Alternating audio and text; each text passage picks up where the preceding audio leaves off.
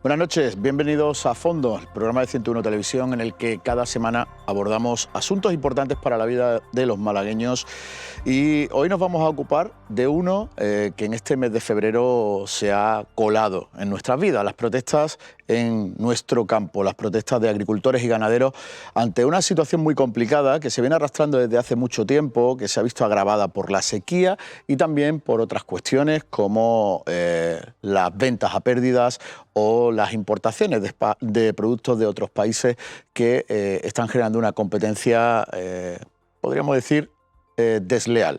De esto vamos a hablar en los próximos minutos. Es sin duda alguna uno de los grandes asuntos de la actualidad, no solo en Málaga, sino en todo nuestro país. Pero hoy vamos a arrancar con otro que lleva en nuestra agenda desde hace mucho tiempo: la sequía y las medidas que se siguen adoptando en los municipios malagueños para hacer frente al déficit hídrico en el que nos encontramos.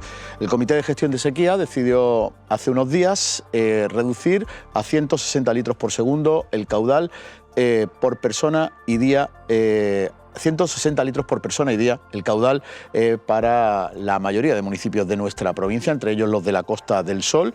Desde mañana, Acosol y los municipios de la costa malagueña empiezan a tomar medidas para poder cumplir eso. Y vamos a conocer qué medidas van a tomar. Nuestra primera invitada hoy es Matilde Mancha, responsable de Acosol. ¿Qué tal? Buenas noches. Buenas noches.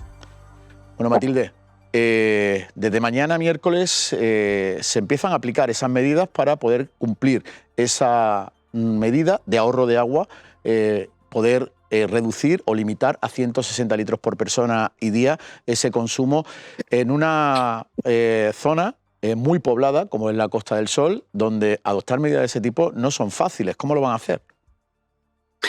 Bueno, ya veníamos adoptando medidas, ¿eh? De alguna manera ya se ha producido una primera reducción que ha sido un esfuerzo que ha hecho la población y evitando principalmente los riegos en parques públicos y privados. Para esto pues hubo un despliegue desde el mes de octubre pasado en el que se han ido limitando estos consumos y también se han hecho otra serie de acciones para poder reducir en una primera fase la demanda de agua. Es cierto que ahora la Junta de Andalucía, pues a raíz de sus valoraciones, pues determina que se debería de iniciar una nueva, digamos, restricciones o por lo menos intentar reducir lo máximo la demanda y nos aplica estos 160 litros a habitante día. Para ello, pues de una manera coordinada con la Junta de Andalucía, que es la que de alguna manera nos marca, y con todos los ayuntamientos de la Mancomunidad de Municipios, vamos a iniciar unas reducciones de presión nocturna, que lo que va a hacer evidentemente va a ser, pues por un lado, una concienciación lógica, ¿no? Las personas van a ser mucho más conscientes de que tenemos que ser pues muy solidarios y muy prudentes con el uso del agua. También reduce a la vez esta reducción de presión nocturna, también limita lo que son las posibles pérdidas o fugas que se producen en las redes, que es un porcentaje que siempre está ahí, ¿no? Y bueno, a partir de ahí también es cierto que se van a notar, ¿no? En algunas zonas pues se pueden notar pues estas reducciones de presión nocturna en todo caso. ¿Qué consecuencias puede tener esta reducción de presión nocturna sobre los usuarios en el día a día de los vecinos de la Costa del Sol? Bueno, en principio lo que hemos hecho desde Acosol ha sido una labor de coordinación con todos los ayuntamientos de la Mancomunidad y ellos ahora, pues en una siguiente fase, desde el pasado miércoles, jueves que se anunció esta medida, han ido organizando con cada uno de sus operadores locales cómo van a realizar estas reducciones de presión en cada municipio. Esto dependerá pues de la red que tenga cada municipio, de los depósitos de agua con los que cuente, con los grupos de presión. ¿Cómo puede afectarle a la población? Hay una parte que sí que es común para todos los municipios, que es la reducción de presión a partir de las 12 de la noche y el inicio del restablecimiento a partir de las 6 de la mañana. Esto irá en función de las zonas y de cómo es esta capacidad de regulación que tiene cada uno de los servicios de agua municipales, pues se notará más o se notará menos según qué zona. Por ejemplo, pues aquellas viviendas que cuenten con un aljibe, un grupo de presión y un aljibe, posiblemente no tengan ningún impacto, tengan muy reducido. Las que tengan una toma directa de la red pudieran tener algún tipo de molestia, digamos, a la hora sobre todo del restablecimiento, ¿no? Que por la mañana, a partir de las 6 de la mañana, pues vayan llegando los caudales a las casas, pues se va a notar que a lo mejor tarda un poco más según qué zonas. Las zonas más altas pueden tener tal vez algún tipo de incidencia Lo que sí es cierto y verdad es que todos los operadores son conscientes de lo importante que son estas medidas, de que van a generar seguro ahorros, pero también de que hay que darle continuidad a la vida cotidiana, con lo cual en el momento en el que haya zonas en las que de una manera, digamos, sostenida, ¿no? O sea, que se tarda en alcanzar el suministro por la mañana, pues se irá regulando para que estas molestias no existan. Esta será un poco la idea a partir del próximo miércoles por la noche, ¿no? Sí, que se tiene que notar por la noche, pero que a partir de las primeras horas de la mañana pues se tiene que ir restableciendo por zonas, ¿no? Estas medidas se adoptan en una zona donde la actividad hostelera y turística es muy importante. Ahí el horario se prolonga siempre un poquito más. ¿Puede tener consecuencias negativas para estos establecimientos? A ver, las restricciones ahora mismo lo importante es que las cumplamos y también es verdad que los sábados por la noche no va a haber ningún tipo de restricción, ¿no? Se ha establecido también de una manera común y solidaria que los viernes, digamos el sábado por la mañana se restablece y ya no se vuelve otra vez a reducir presión hasta el domingo por la noche.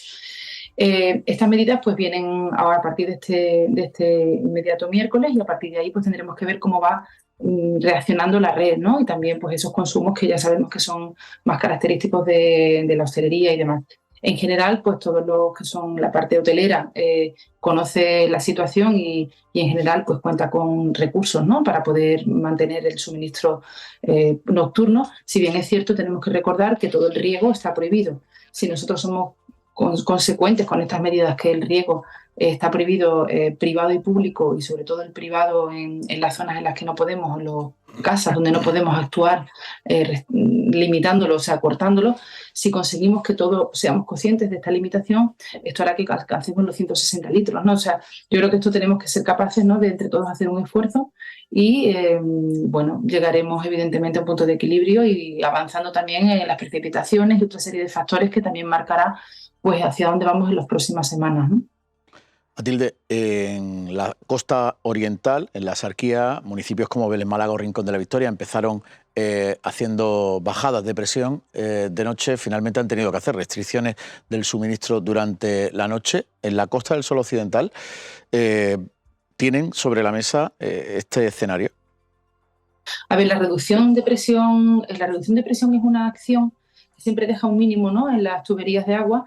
Y de ahí al corte, bueno, pues esto dependerá de cada operador, ¿no? Si en algún momento dado tiene que llegar a cortar el agua por la noche o no, esto tiene sus consecuencias negativas también, ¿no?, a la hora de restablecerlo, con lo cual yo creo que si somos capaces de percibir que ya estamos alcanzando, ¿no?, estas limitaciones de 160 litros con esta medida, no tendremos que avanzar hacia ninguna otra. También habrá que valorar qué nos aporta una medida como un corte 100% nocturno, ¿no?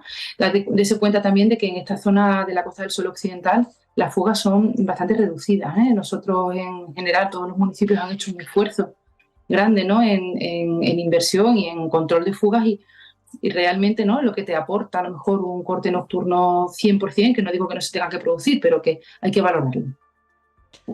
El cuarto decreto de sequía, además de implicar medidas de ahorro, también conlleva una serie de actuaciones muy importantes en la Costa del Sol para incrementar la disponibilidad de recursos hídricos. Son actuaciones distintas, diversas, como la ampliación de la desaladora de Marbella o la instalación de desalobradoras en zonas donde se puede aprovechar recursos hídricos que actualmente no se pueden usar. ¿Cuándo se va a contar con estos recursos? Bueno, en el caso del cuarto decreto, como bien has dicho, hay una actuación que es importante, que es la ampliación de la planta. En la planta desaladora, hoy por hoy se está haciendo ya una actuación que parte del tercer decreto, que fue previo y que se aprobó, digamos, en el otoño del año pasado.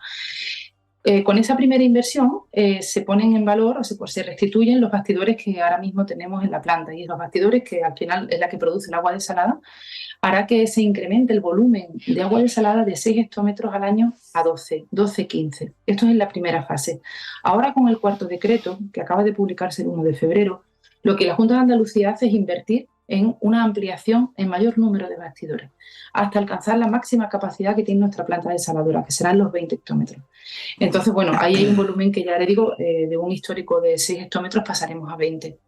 Eso por un lado, y esto tendrá una primera fase de ejecución que será en junio, lo que es la obra de sustitución de bastidores, junio, antes de que llegue el verano, y una segunda fase que sería la ampliación que le estaba comentando, que se aprobó la semana pasada, la anterior, que será a final de otoño. Más bien hemos puesto una fecha, ¿no?, digamos, un poco prudente, que sería en diciembre del año 24. Después tenemos, por otro lado, otra actuación que sería la implantación de plantas desalobradoras, que lo que hacen es conseguir que el agua que está en los pozos, que tiene cierta conductividad o salinidad, se convierta en agua potable y se pueda inyectar a la red. Estas desalobradoras se instalarían en los pozos de Fuengirola y en los pozos de Estepona, los del río Guadalmansa. Con lo cual ahí también tendríamos un aporte de un volumen que nos aseguraríamos que puede inyectarse a la red sin ningún riesgo de calidad. Con lo cual, bueno, pues estas dos inversiones que tienen un calendario, ya les digo, esta parte de las desalobradoras también la tenemos prevista para antes de la finalización, antes de que comience, perdón, el verano.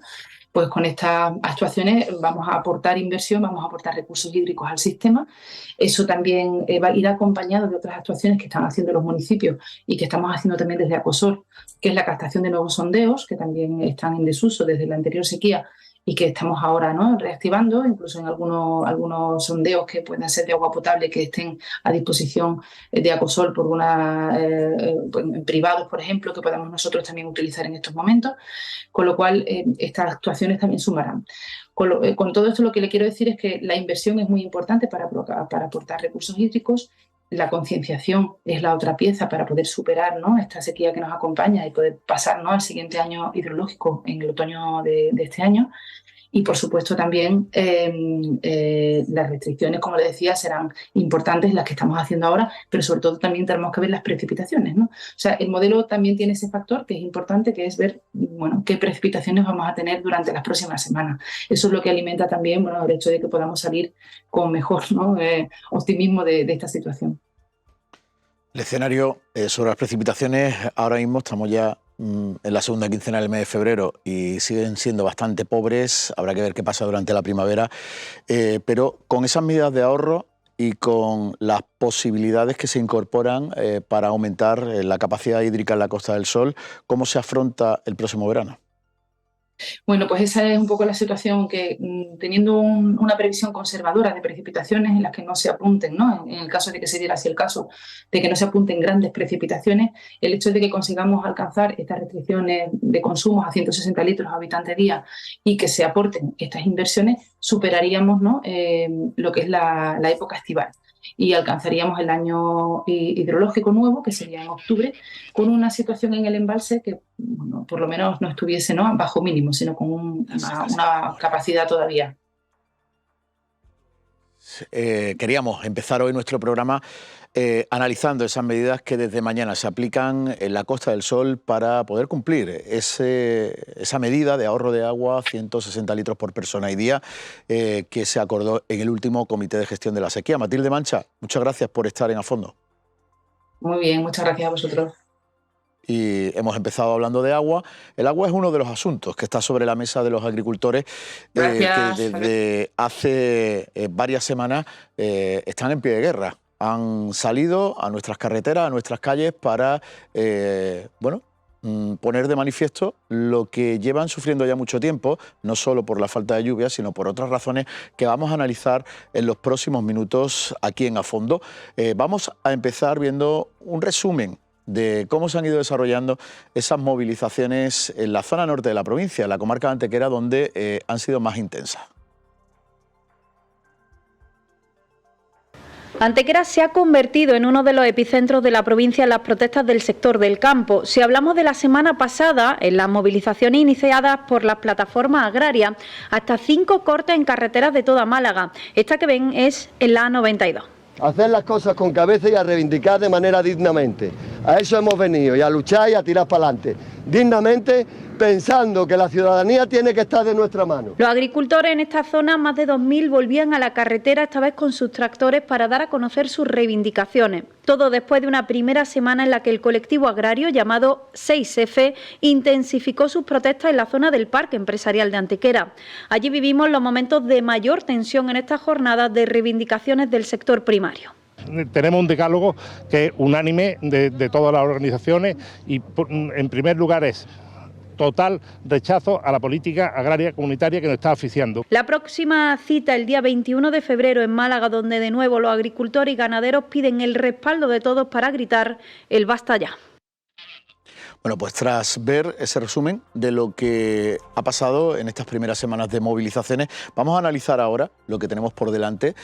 Hay que diferenciar o aclarar que las primeras movilizaciones se convocaron por ese colectivo denominado 6F, que después hay otras protestas como la que mañana está convocada en la ciudad de Málaga o la que el pasado miércoles se desarrolló en distintos puntos de la comarca norte de Antequera, convocadas por las organizaciones agrarias Asaja, COAP y UPA y por las cooperativas agroalimentarias de nuestra provincia. Nos acompaña el gerente de esta entidad, Carlos Cintas. ¿Qué tal? Buenas noches. Buenas noches, ¿qué tal? Bueno, Carlos, si le parece, vamos a empezar situándonos en esa movilización de mañana. En la segunda protesta que convocan desde la unidad que habéis desarrollado, tanto las organizaciones agrarias como vuestra entidad, con esa tabla reivindicativa de la que vamos a hablar en los próximos minutos, un decálogo de cuestiones que afectan al sector agrario y ganadero, no solo malagueño, sino podríamos decir en toda España, pero evidentemente vosotros defendéis la situación en nuestra tierra. Mañana se ha convocado la movilización desde las 11 de la mañana en el Paseo del Parque. Así es. Mañana Asaja, COAUPA y la Federación de Cooperativas, que siempre hemos estado en unidad de acción, lo que ocurre que no ha tenido esta trascendencia, pero llevamos varios años ya protestando y diciéndole a la administración que este camino que llevamos pues nos va a llevar a la ruina.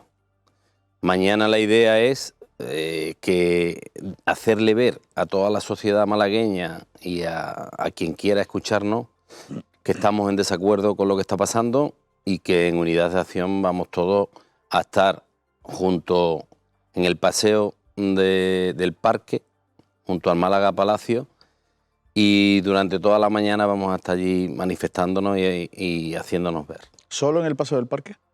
Sí, en el Paseo del Parque. Lo que ocurre es que tenemos dos trayectorias que van a traer los tractores, un itinerario que va a venir por el Guadalhorce y otro que viene desde Antequera por la 45. Ambos confluirán junto al Corte Inglés y de ahí iremos casi a la Plaza Toro, daremos la vuelta y allí pararemos. El calendario de movilizaciones previsto incluye también repetir los cortes de tráfico que se llevaron a cabo el pasado miércoles dentro de una semana. El próximo día 29, si esto sigue así, pues la idea que tenemos es repetir lo que hicimos el pasado miércoles. De hecho, además, eso es lo que vamos a hacer en la provincia, pero pasado mañana se pretende ir al puerto de Algeciras. El día 26 nos han convocado en Madrid a una gran manifestación, si esto sigue tal y como está y nos sigue sin hacer caso. Y si continúa la misma inercia que llevamos hasta ahora, pues volveremos el 29 a hacer lo mismo que hicimos el pasado miércoles. Decías que esto viene de atrás, de hecho hubo movilizaciones antes de la pandemia, se pararon por los efectos del COVID y después a todo lo que se venía arrastrando se ha sumado una sequía que ha sido ya la gota que ha colmado el vaso y en este caso no había agua. Se ha sumado la sequía, pero también se ha sumado la reforma de la PAC, en la que el único objetivo que estamos viendo que existe es que cada vez cobremos menos los agricultores y ganaderos, que cada vez se pongan más trabas para conseguir ese objetivo de cobrar menos, y que si a eso le unen la sequía, pues van a darse al traste con un montón de explotaciones agrícolas y ganaderas de nuestra provincia y de toda España. Vamos a ir desgranando ese decálogo de propuestas que pusisteis sobre la mesa para convocar esas movilizaciones, tabla reivindicativa del sector agrario por la dignificación y supervivencia del mundo rural. Muchas de ellas están relacionadas con esa reforma de la PAC. ¿Cuáles son las más destacadas, Carlos?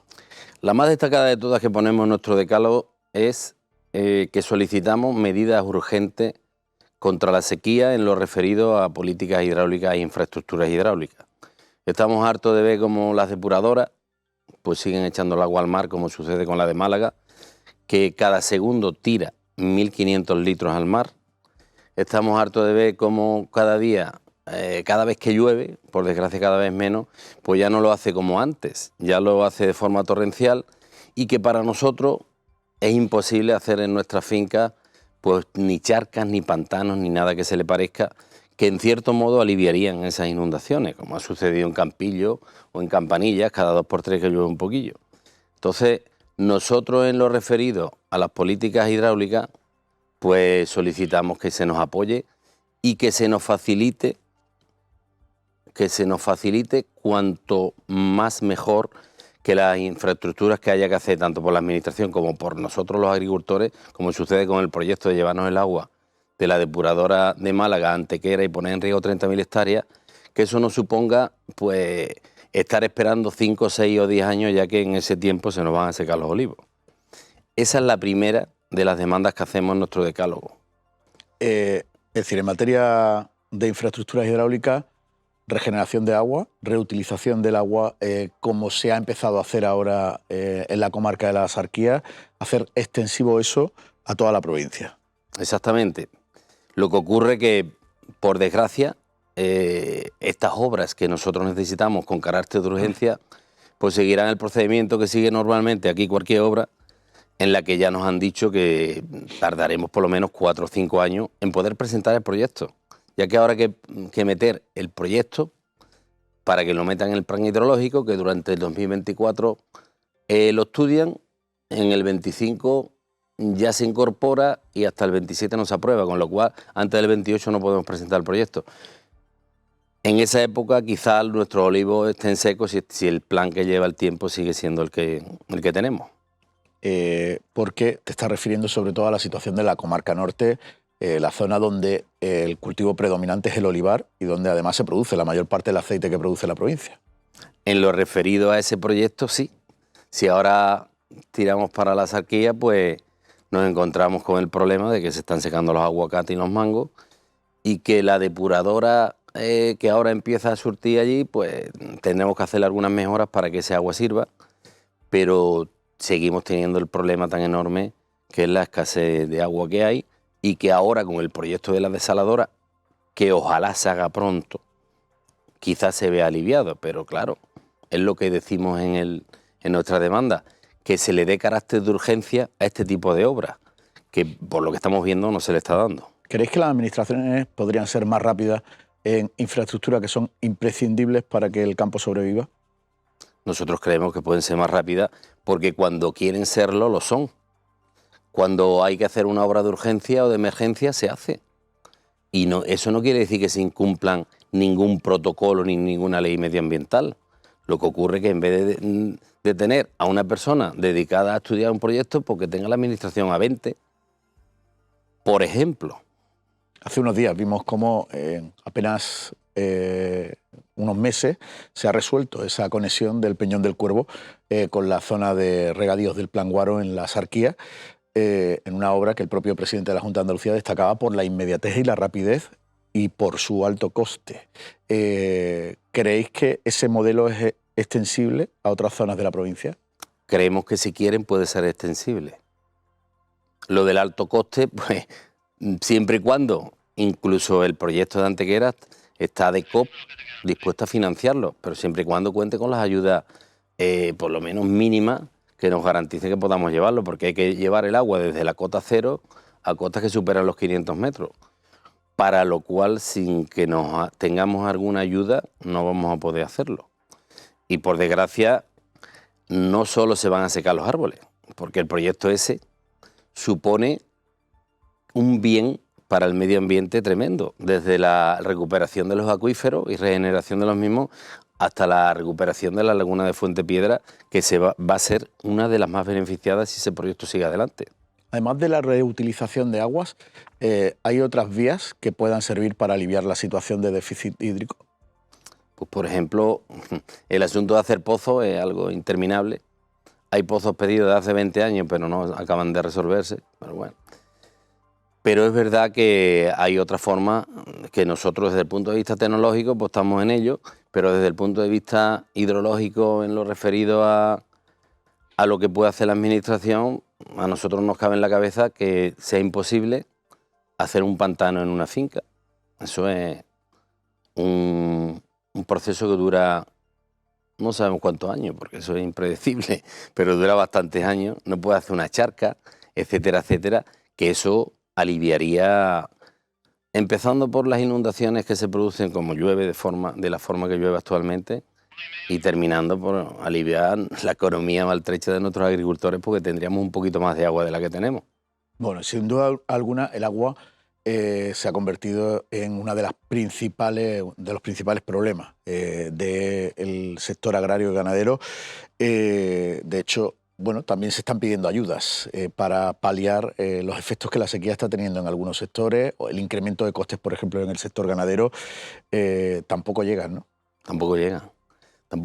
Uno de los puntos que nosotros pedimos es que estas ayudas a la sequía pues se las tome en serio el gobierno y que realmente sean de una cuantía que le haga aliviar la economía, no 45 euros, que es lo que han dado este año pasado por cada hectárea de secano sembrada, cuando en los regadíos ni se ha regado en muchos de ellos, y en lo que se ha hecho el coste ha sido tremendo. Con lo cual, uno de los puntos que pedimos que se amplíe son las ayudas a la sequía. Bueno, esa es la situación del agua, Carlos. Vamos a hacer una pausa y enseguida abordamos otras cuestiones importantes dentro de esta tabla de reivindicaciones. No se vayan, enseguida vamos a seguir analizando la situación de nuestro campo.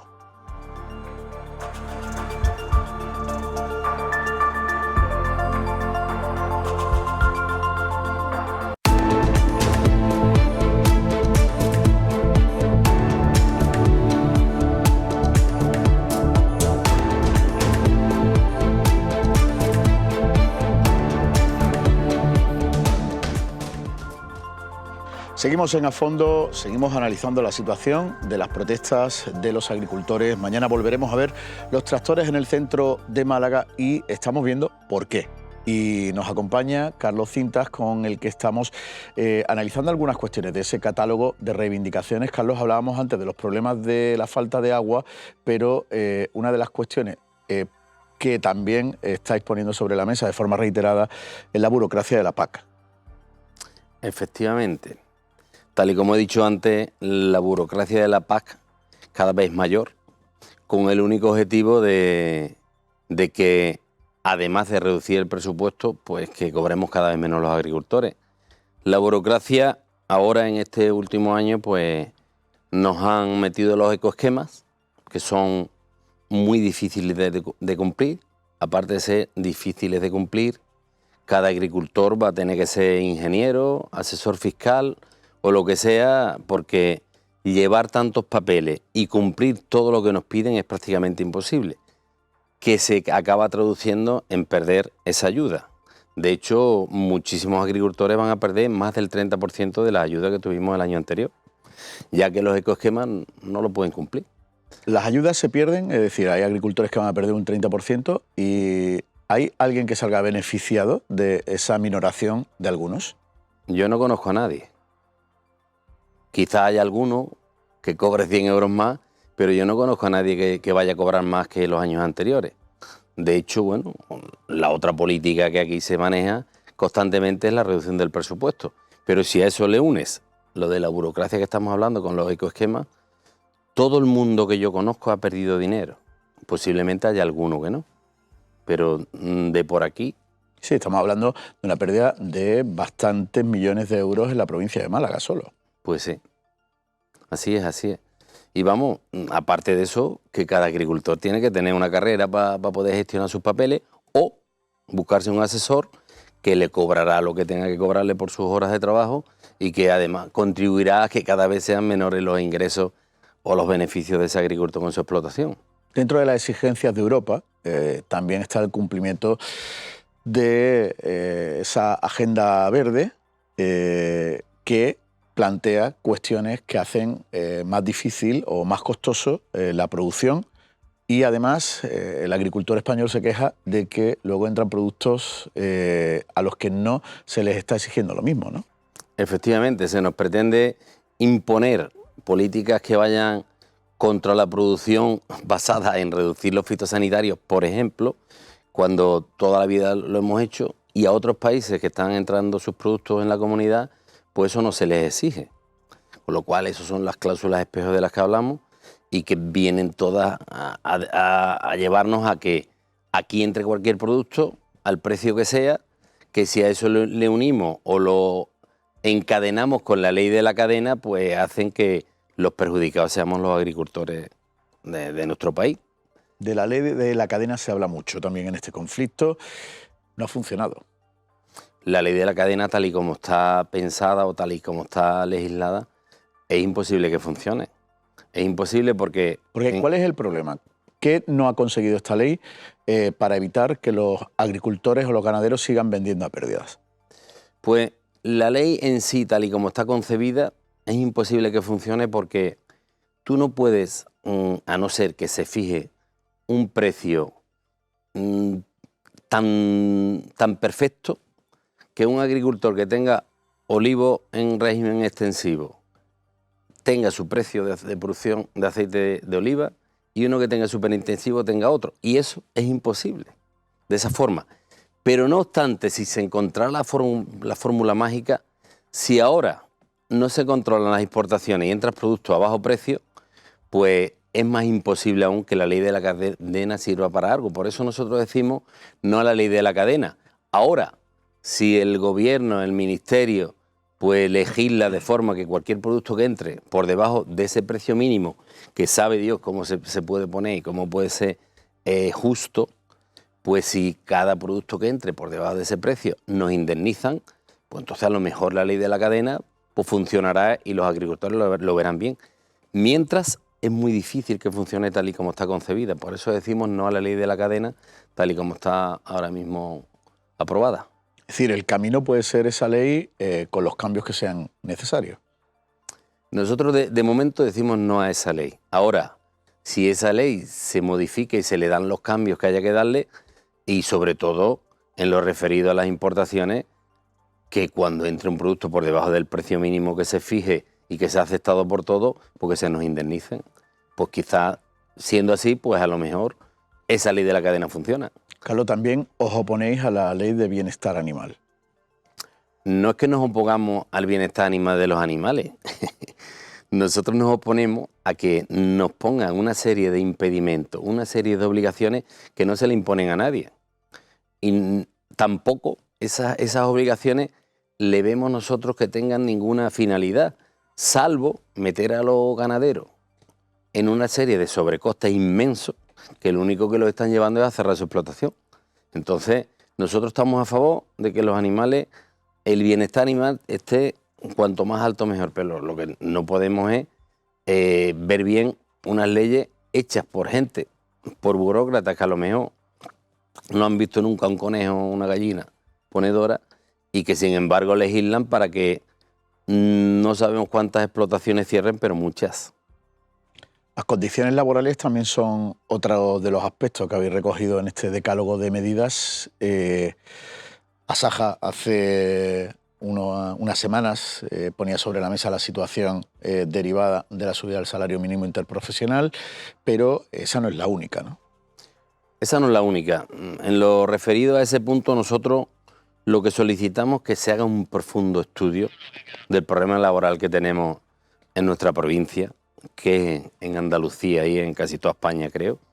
Pero en lo que yo conozco, que es nuestra provincia y bastante parte de Andalucía, el problema laboral es inmenso. No hay gente para trabajar en el campo.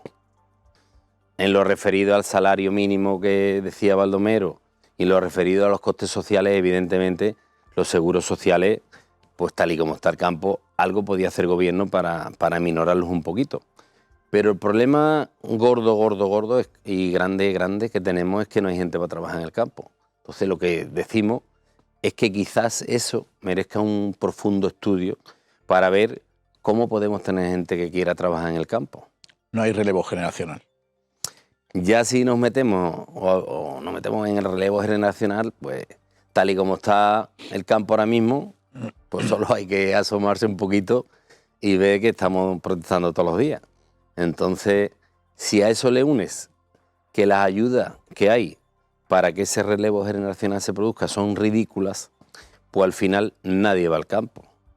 ¿Qué pasa? Pues que si esas ayudas fueran más grandes que permitieran instalarse a cualquier joven agricultor o joven agricultora o joven ganadero o joven ganadera, le permitiera esa ayuda a instalarse y obtener un salario mínimo, una renta mínima digna, pues entonces seguro que más gente se incorporaría.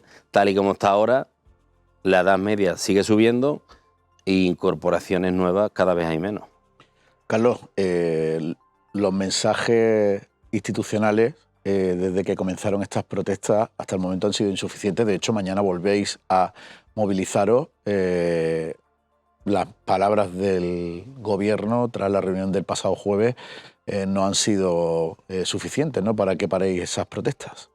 Pues no han sido suficientes y de hecho mañana tenemos una nueva protesta y, como he dicho, pasado mañana en el puerto de Algeciras, el lunes próximo en Madrid, que están convocadas todas las organizaciones, y si no se arregla esto o vemos que se está haciendo algo coherente para arreglarlo, pues el día 29 procederemos a solicitar, porque aquí lo solicitamos todo legalmente, nuevos cortes como hicimos el pasado miércoles. Las medidas que el ministro ha anunciado pues nos parecen insuficientes y creemos que va a seguir llevando al campo a la ruina. ¿Hasta dónde tendría que llegar como mínimo el Gobierno, tanto el Estado como las autonomías como Europa, para que os planteaseis parar esas movilizaciones? Pues el Gobierno yo creo que debería de llegar a poner el decálogo nuestro delante y analizar punto a punto y tener en su cabeza el objetivo de que el campo no se muera. No sé qué cuantía es la que necesitamos de cada uno de los puntos, pero yo sé que si hay voluntad es muy fácil que de los 10, 8 salgan adelante, porque tal y como estamos viendo aquí todos los días, hay dinero para todo, menos para el campo. Cualquier medida que se anuncia para el campo son 10, 20, 30 millones de euros, cuando para cualquier cosa que ves en la tele o en cualquier sitio hablan de cientos o de miles de millones. Y aquí al campo llega gotitas de agua, no de agua, pero vamos, llega un chorreo que es ridículo y que nos hace pues lo que está ocurriendo, llevarnos la ruina. Carlos, con ese planteamiento vamos a acabar. Vamos a escuchar enseguida lo que dijo el ministro Luis Planas el jueves después de esa reunión con el sector. Muchas gracias por estar en A Fondo y esperemos que sean capaces de dar soluciones a esas peticiones del sector agrario y ganadero en todo el territorio nacional y también, por supuesto, aquí en la provincia de Málaga. Gracias. Muchas gracias a vosotros. Vamos a escuchar, y gracias por el cariño que nos dais. Vamos a escuchar lo que dijo el ministro Luis Planas tras la reunión del jueves. Propuesto la creación de una agencia estatal de información y control alimentario. Es decir, incrementar desde el punto de vista administrativo la capacidad de control y de inspección que lleva a cabo la actual AICA, organismo autónomo dependiente del Ministerio de Agricultura, Pesca y Alimentación. En segundo lugar, un refuerzo de la coordinación con las comunidades autónomas, que son clave en este tema. En el tema de la ley de la cadena está la Administración General del Estado, están las comunidades autónomas y está la Unión Europea. Y es fundamental porque, a pesar de que hubo 2 partidos que gobiernan en 11 de las 17 comunidades autónomas, aquí no se trata, evidentemente, de una cuestión partidaria, se trata de la gestión pública y las comunidades autónomas tienen que asumir su responsabilidad como administraciones públicas en la aplicación de la ley de cadena alimentaria.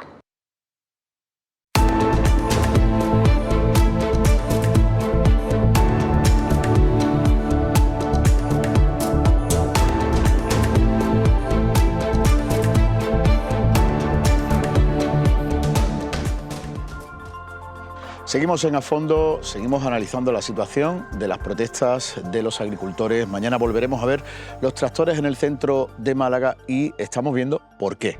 Y nos acompaña Carlos Cintas, con el que estamos analizando algunas cuestiones de ese catálogo de reivindicaciones. Carlos, hablábamos antes de los problemas de la falta de agua, pero una de las cuestiones que también estáis poniendo sobre la mesa de forma reiterada es la burocracia de la PAC.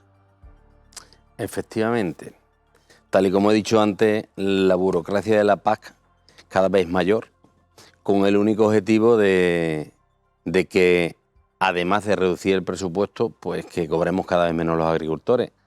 La burocracia, ahora en este último año, pues nos han metido los ecoesquemas, que son muy difíciles de cumplir.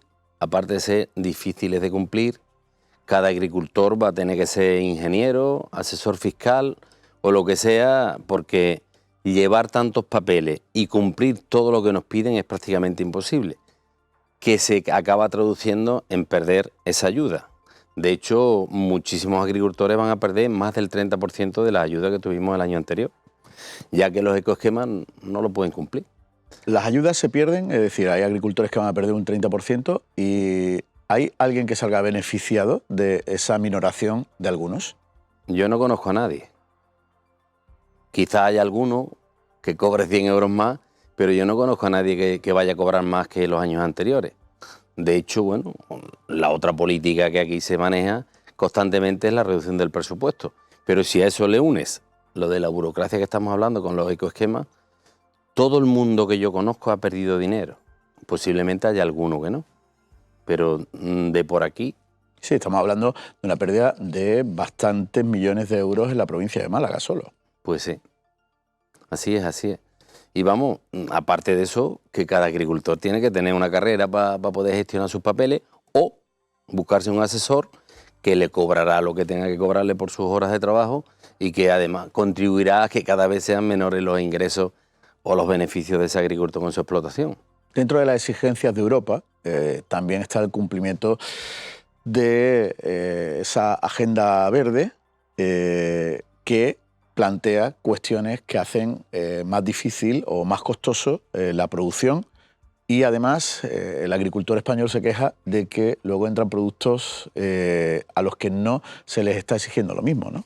Efectivamente, se nos pretende imponer políticas que vayan contra la producción basada en reducir los fitosanitarios, por ejemplo, cuando toda la vida lo hemos hecho, y a otros países que están entrando sus productos en la comunidad, pues eso no se les exige.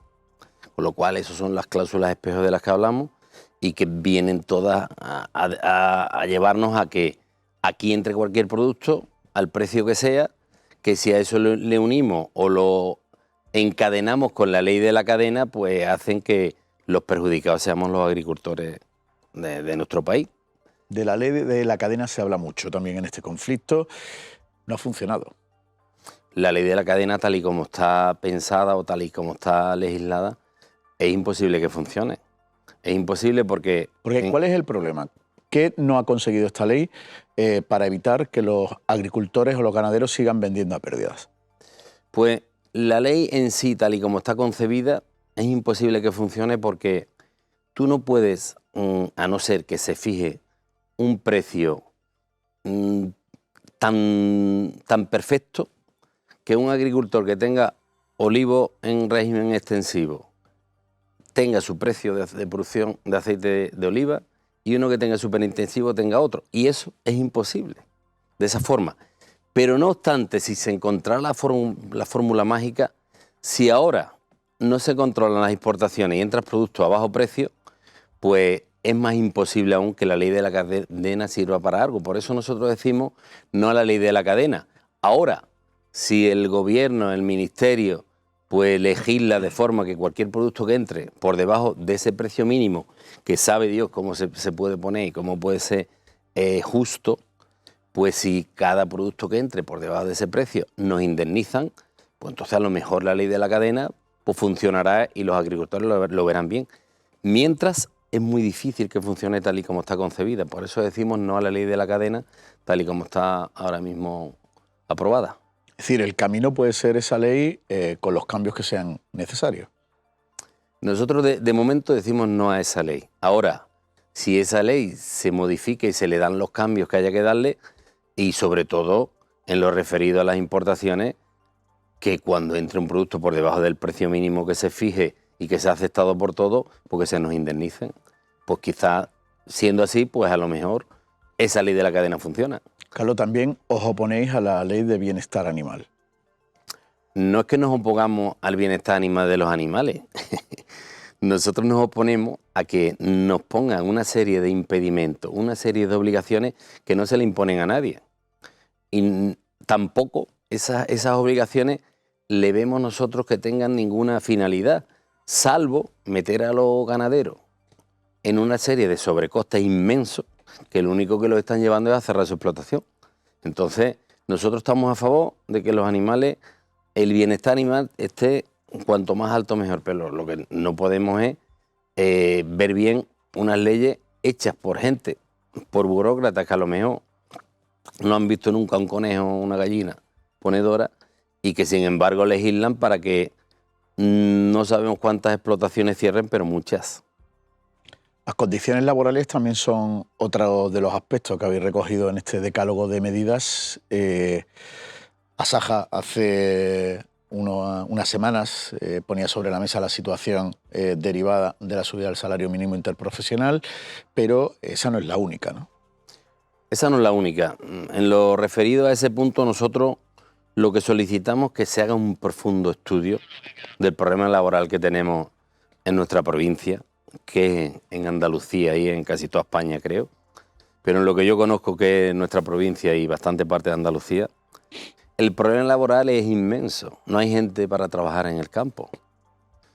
En lo referido al salario mínimo que decía Baldomero y lo referido a los costes sociales, evidentemente, los seguros sociales, pues tal y como está el campo, algo podía hacer el gobierno para minorarlos un poquito.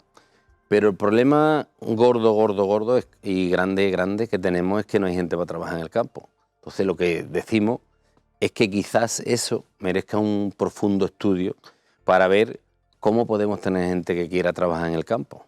No hay relevo generacional. Ya si nos metemos o nos metemos en el relevo generacional, pues tal y como está el campo ahora mismo, pues solo hay que asomarse un poquito y ver que estamos protestando todos los días. Entonces, si a eso le unes que las ayudas que hay para que ese relevo generacional se produzca son ridículas, pues al final nadie va al campo. ¿Qué pasa? Pues que si esas ayudas fueran más grandes, que permitieran instalarse a cualquier joven agricultor o joven agricultora o joven ganadero o joven ganadera, le permitiera esa ayuda instalarse y obtener un salario mínimo, una renta mínima digna, pues entonces seguro que más gente se incorporaría. Tal y como está ahora, la edad media sigue subiendo e incorporaciones nuevas cada vez hay menos. Carlos, los mensajes institucionales desde que comenzaron estas protestas hasta el momento han sido insuficientes. De hecho, mañana volvéis a movilizaros. Las palabras del Gobierno tras la reunión del pasado jueves no han sido suficientes, ¿no?, para que paréis esas protestas. Pues no han sido suficientes y de hecho mañana tenemos una nueva protesta y, como he dicho, pasado mañana en el puerto de Algeciras, el lunes próximo en Madrid, que están convocadas todas las organizaciones, y si no se arregla esto o vemos que se está haciendo algo coherente para arreglarlo, pues el día 29 procederemos a solicitar, porque aquí lo solicitamos todo legalmente, nuevos cortes como hicimos el pasado miércoles. Las medidas que el ministro ha anunciado pues nos parecen insuficientes y creemos que va a seguir llevando al campo a la ruina. ¿Hasta dónde tendría que llegar como mínimo el Gobierno, tanto el Estado como las autonomías como Europa, para que os planteaseis parar esas movilizaciones? Pues el Gobierno yo creo que debería de llegar a poner el decálogo nuestro delante y analizar punto a punto y tener en su cabeza el objetivo de que el campo no se muera. No sé qué cuantía es la que necesitamos de cada uno de los puntos, pero yo sé que si hay voluntad es muy fácil que de los 10, 8 salgan adelante, porque tal y como estamos viendo aquí todos los días, hay dinero para todo, menos para el campo. Cualquier medida que se anuncia para el campo son 10, 20, 30 millones de euros, cuando para cualquier cosa que ves en la tele o en cualquier sitio hablan de cientos o de miles de millones. Y aquí al campo llega gotitas de agua, no de agua, pero vamos. Llega un chorreo que es ridículo y que nos hace, pues, lo que está ocurriendo, llevarnos la ruina. Carlos, con ese planteamiento vamos a acabar. Vamos a escuchar enseguida lo que dijo el ministro Luis Planas el jueves después de esa reunión con el sector.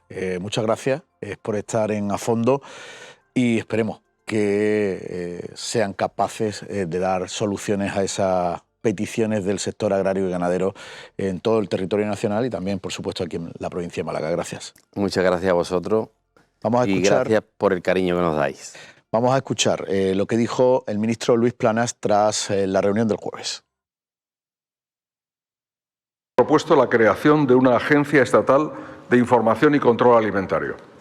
Es decir, incrementar desde el punto de vista administrativo la capacidad de control y de inspección que lleva a cabo la actual AICA, organismo autónomo dependiente del Ministerio de Agricultura, Pesca y Alimentación.